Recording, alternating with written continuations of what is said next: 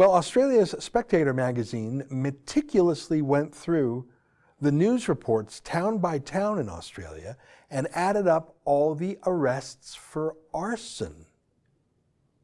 And there are 200 of them.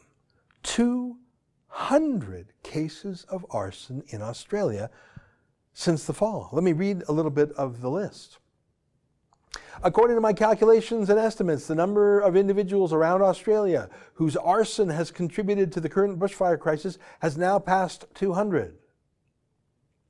Now, the author here is not a global warming skeptic. He just likes accuracy. Let me read some more from him. Australia has a firebug crisis. It will no doubt be up to a future royal commissions and inquiries to calculate exactly what proportion of the current loss and destruction can be attributed to human action, but I suspect it will be a significant one. Mankind may be causing climate change, but man is most definitely making fires start. Where's the proof, you ask?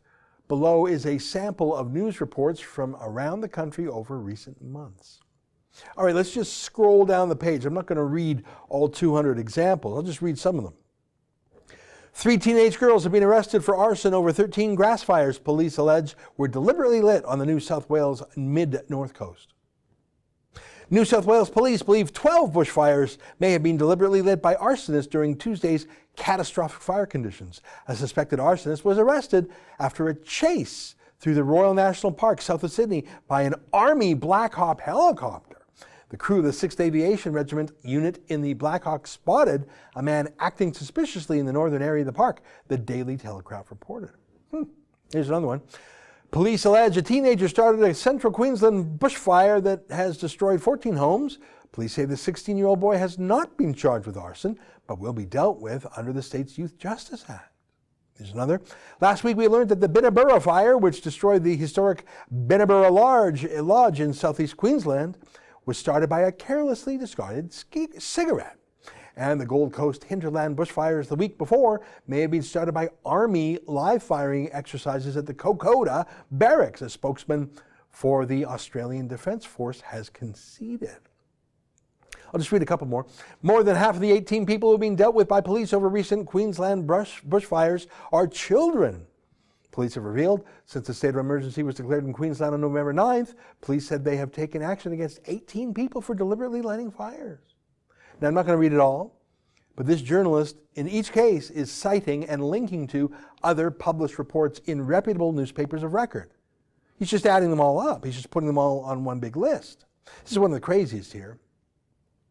A volunteer firefighter in Australia has been charged with deliberately lighting blazes during the nation's bushfire crisis. Police arrested the man, 19, for 7 counts of alleged arson in an area south of Sydney, New South Wales. A fireman charged with arson. 72 people charged in New South Wales alone. As firefighters remain on high alert, police revealed 103 of the destructive fires that have lashed Queensland since September were deliberately lit. Figures obtained by AAP reveal 98 people, 31 adults and 67 juveniles, have been dealt with by Queensland police for deliberately setting fires. So that's another 98 in Queensland. Okay, so who are these people? Are they psychopaths? Are they murderers? Well, some of them may be. Are they environmentalists trying to get a narrative going? Don't rule that out. These wildfires are political gold for opportunists like Catherine McKenna and Aaron Wary. Here's what the author of this piece says in The Spectator. There are no conspiracies here, though arson has been tried and called for before as a tool of terror. The Australian fires seem to result from the actions of unconnected individuals who are either disturbed or reckless. This is nothing new, as ecological criminologist Paul Reed wrote back in November. A 2015 satellite analysis of 113,000 fires from 1997 to 2009 confirmed what we had known for some time. 40% of fires are deliberately lit. Another 47% are accidental. That's 87%, by the way. This generally matches previous data published a decade earlier that about half of all fires were suspected or deliberate arson and 37% accidental. Combined, they reached the same conclusion. 87% are man-made. It looks bad on TV, and it is bad, and 24 people have died. But it's been much, much worse before, far worse before, for people. Today, fossil fuels are the tool to fight fires. Fire trucks, water bombers, just plain evacuating people. We now have insurance to cover catastrophic losses. Most people, thank God, will be okay. Accidents are accidental. Arsonists are criminals. We have to fight both. And maybe we can listen to the former Deputy Prime Minister of Australia who cited Aboriginal fire practices of controlled burns. But that's all too boring for the carbon tax set, even in Hollywood, and even here in Canada, isn't it? That's an excerpt from the Ezra Levant Show, which is a show I do every day.